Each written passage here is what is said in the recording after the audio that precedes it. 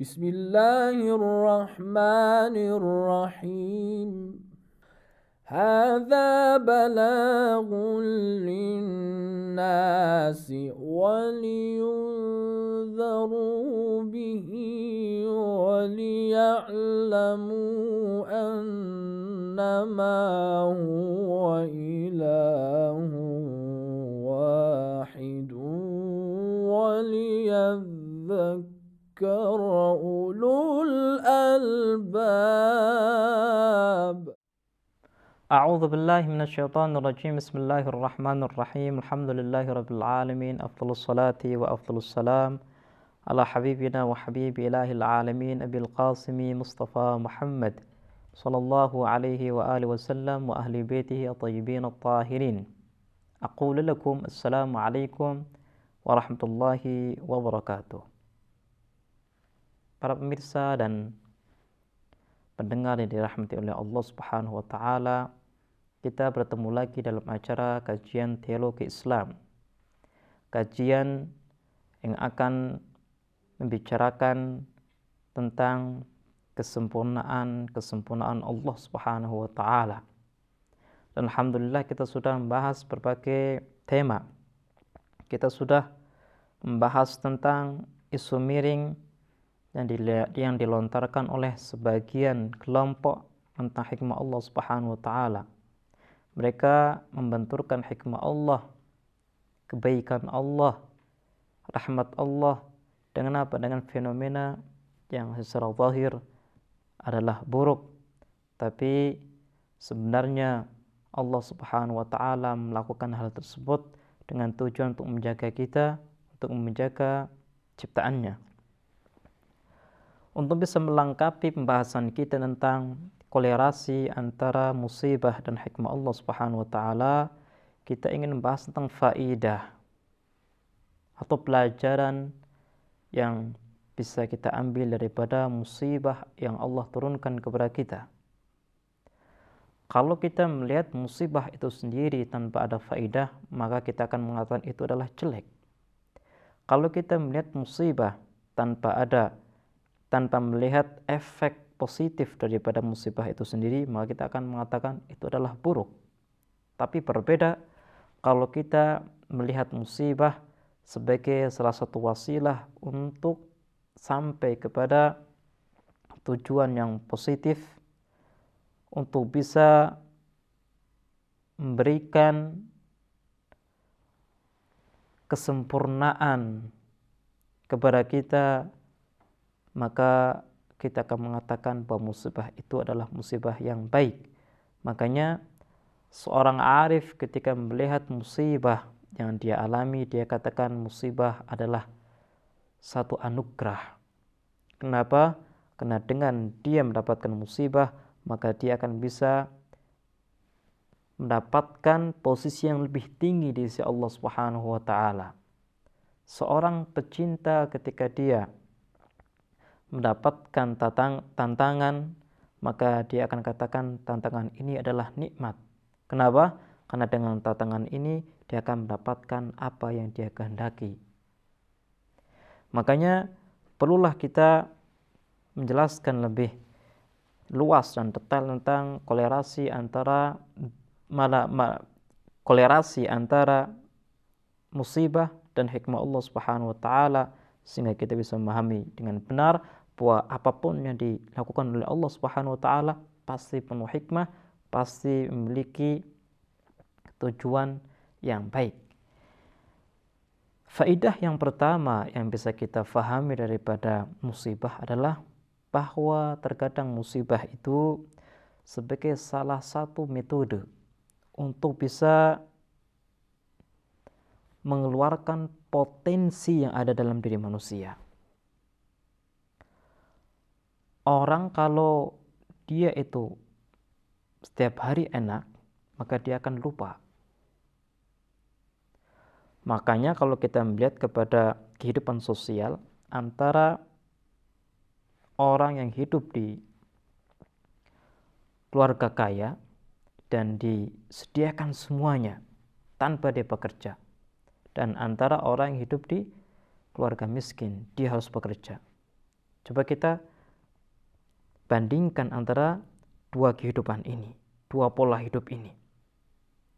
Orang yang hidupnya enak terus, dia jarang untuk berpikir bagaimana berbuat sesuatu yang bisa bermanfaat bagi dirinya.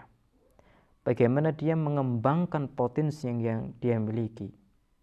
Kenapa? Karena dia berpikir, saya bekerja mengembangkan potensi buat apa? Saya punya uang, semuanya ada.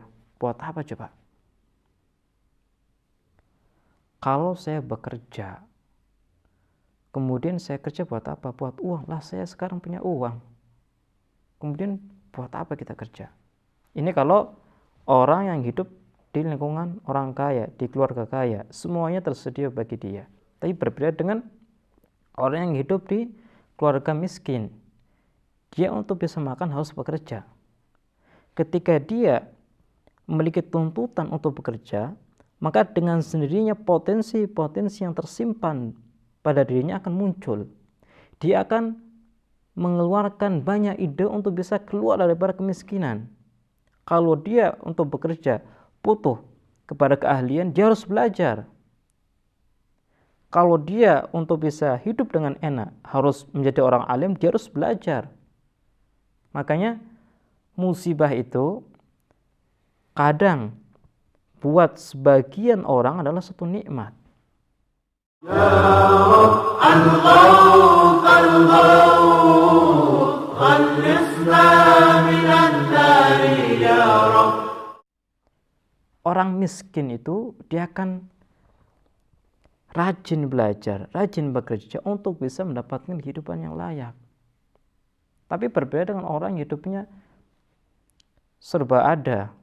Dia, kalau kita bandingkan antara orang yang miskin yang dia selalu bekerja dan selalu belajar dengan orang kaya yang dia dari sisi ekonomi bagus, dari finansial bagus, tapi dia enak-enakan, tidak belajar, tidak bekerja, maka dari sisi kualitas jauh berbeda. Oke lah, dari sisi finansial mungkin orang tadi yang dia dilahirkan dari keluarga kaya, dia memiliki finansial yang baik, tapi kualitas pribadi beda.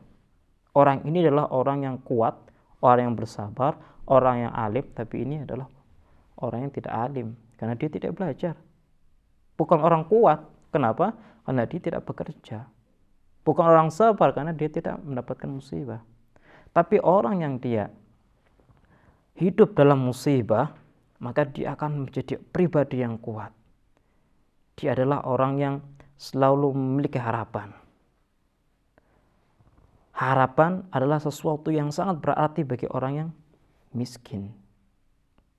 Tapi harapan bagi orang yang kaya, yang serba ada, maka harapan mungkin tidak memiliki arti sebagaimana yang dimiliki oleh orang miskin. Jadi tadi, musibah itu terkadang bagi orang adalah nikmat. Nikmat.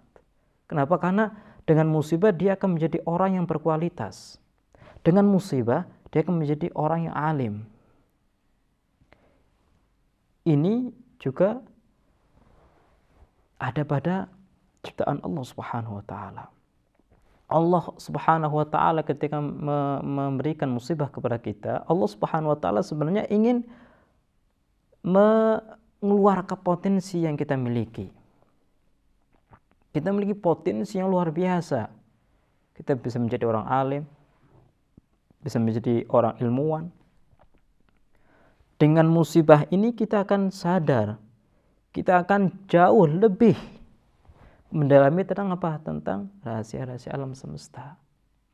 Makanya kalau kita melihat kepada fenomena-fenomena seperti banjir, ilmuwan ini akan semakin mengkaji dan meneliti kenapa alam semesta ini, khusus bumi ini, terjadi fenomena yang seakan-akan merugikan. Kenapa? Alasannya apa? Ilmuwan ini akan meneliti. Ketika dia meneliti, maka dia akan paham rahasia daripada ciptaan Allah Subhanahu wa taala. Ini adalah suatu kesempurnaan, penemuan baru daripada ilmuwan tadi. Coba lihat, satu bala, satu musibah akan bisa mengeluarkan potensi yang dimiliki oleh manusia menjadi kenyataan. Tapi coba kalau tidak ada banjir, tidak ada gempa bumi, ilmuwan tidak akan mengetahui tentang rahasia yang ada di muka bumi ini. Tidak ada ide yang muncul dalam dirinya untuk meneliti alam semesta. Makanya salah satu faidah adanya musibah dalam kehidupan manusia adalah apa? Adalah bisa mengeluarkan potensi yang tadinya itu tidak nyata menjadi nyata. Kemudian faedah yang kedua, musibah itu terkadang diturunkan oleh Allah Subhanahu wa taala untuk mengingatkan hambanya yang lalai. Makanya Allah Subhanahu wa taala berfirman dalam Al-Qur'an, "Innal insana layatgha ar-ra'ahu istaghna." Manusia itu dia akan melampaui batas. Dia akan rusak ketika apa? Ketika dia sudah merasa dirinya sebagai orang yang kaya, merasa dirinya sebagai orang yang tidak membutuhkan. Orang yang tidak pernah mengalami kehidupan yang sengsara, kehidupan yang miskin, dia boleh jadi akan merendahkan orang-orang miskin, akan merendahkan orang-orang fakir.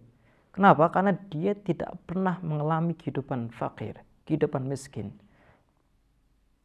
Makanya untuk bisa menyadarkan orang ini, dia harus dijatuhkan kehidupannya menjadi orang yang fakir.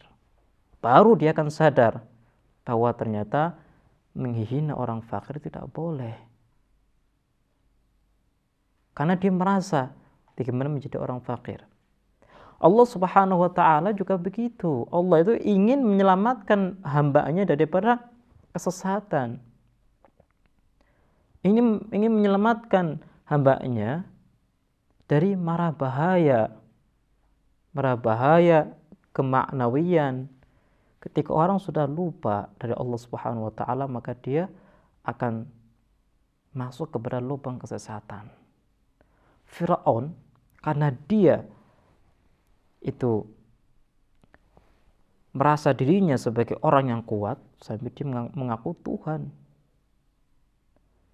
Para penguasa-penguasa zalim, karena mereka mengaku dirinya sebagai orang yang kuat, maka mereka mengaku bahwa selain daripada mereka harus taat kepada mereka. Dia lalai bahwa ada Tuhan yang harus ditaati, bukan diri mereka yang harus ditaati. Semuanya harus taat kepada Allah, bukan kepada makhluk.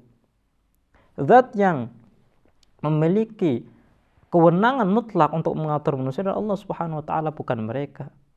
Manusia itu derajatnya sama dalam atau di sisi Allah Subhanahu wa taala kecuali dengan takwa. Kalau salah satu dari manusia ingin mendapatkan kedudukan tinggi di sisi Allah, harus memiliki ketakwaan. Tapi kalau hanya sebatas materi saja, maka dia tidak akan mendapatkan kedudukan mulia di sisi Allah Subhanahu wa taala. Jadi tadi faidah yang kedua dengan adanya musibah adalah orang bisa ingat akan Allah Subhanahu wa taala. Orang bisa ingat bahwa kehidupan itu tidak terbatas dalam materi, tapi ada kehidupan yang luar biasa yang lebih bernilai. Itu apa? Yaitu dia harus beriman kepada Allah Subhanahu wa taala dan melakukan ajaran-ajaran Allah Subhanahu wa taala. Kemudian faedah yang ketiga adalah bahwa musibah ini boleh jadi dijadikan oleh Allah Subhanahu wa taala untuk bisa membedakan antara mukmin dan orang kafir. Mukmin hakiki sama mukmin yang bukan hakiki. Karena kalau kita lihat, kalau semuanya umat Islam dikumpulkan dan tanpa ada musibah sama sekali, maka mereka akan mengatakan asyhadu an la ilaha illallah wa asyhadu anna muhammadar rasulullah. Tapi beda halnya kalau Allah Subhanahu wa taala memberikan bala kepada mereka. Nanti akan terlihat siapa yang menjadi mukmin yang hakiki dan siapa yang menjadi mukmin yang bukan hakiki. Siapa yang menjadi mukmin cuma lisan saja.